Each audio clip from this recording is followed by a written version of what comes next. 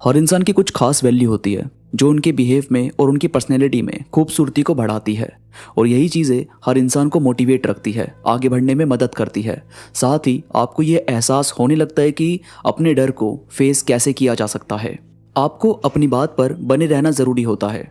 हर इंसान में ये चीज़ होनी ज़रूरी होती है कि आप कितना अपने अंदर ये बात रखती हो कि आपको अपनी जिम्मेदारी उठानी है या खुद से ईमानदार रहना है। ये वो चीज़ें नहीं हैं जो किसी दूसरे के लिए आपको करनी है, बल्कि ये वो चीज़ें हैं जो आपको एक ऐसा इंसान बनाती है जो शायद बहुत ही रेयर आज के टाइम में आपको देखने को मिलेगा।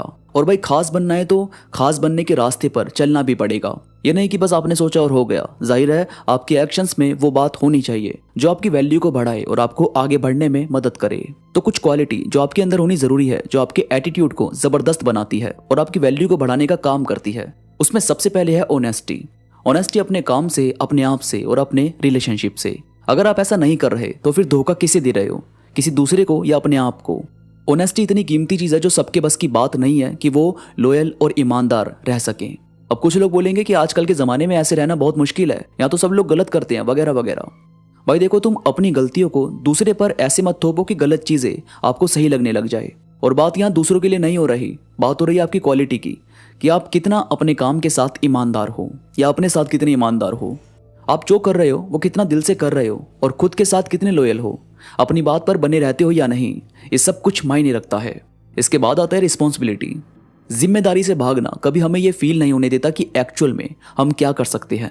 जिम्मेदारी तो यार देखो लेनी ही पड़ती है।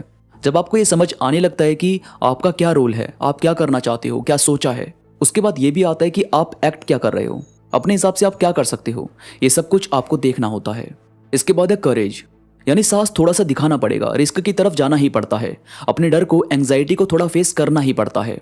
अगर आपने कुछ सोचा है और उसमें कुछ प्रॉब्लम आ रही है, उसमें आपको डर है कि यार ये खराब ना हो जाए या फिर किसी भी तरीके का डर है, और आप उसको नहीं कर रहे, तो फिर आप सीखेंगे कैसे? जब तक आप ये थोड़ा सा अपने अंदर ना रखो कि मुझे ट्राई करना ही है या ये चीज़ करके देखनी है, थोड़ा समझना है, तब तक आपको कैसे पता चलेगा कि इसका रिजल्ट क्या निकलेगा? ये तैयारी रखनी जरूरी होती है। अगर आपको किसी चीज़ से डर है, कुछ आपके अंदर है जिसे आपको फेस करना है, तो पहले उसकी रिसर्च करो, उसे जानो, उसके बाद देखो कि उसके लिए क्या किया जा सकता है। आपकी तैयारी ही आपको ऐसे चीज़ों से निकलने में मदद करती है। और फिर है डिसिप्लिन।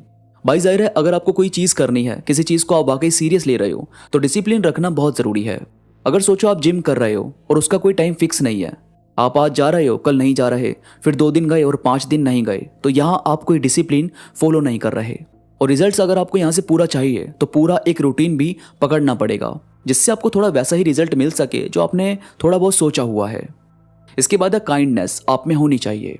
रूड बिहेव किसी के भी दिल में आपकी जगह नहीं बनाता, बल्कि आपका बात करने का तरीका, आपका बिहेव, आप उन्हें कैसे ट्रीट करते हैं, ये चीज़ें काफ़ी लंबे टाइम तक उनके मन के अंदर रहती है।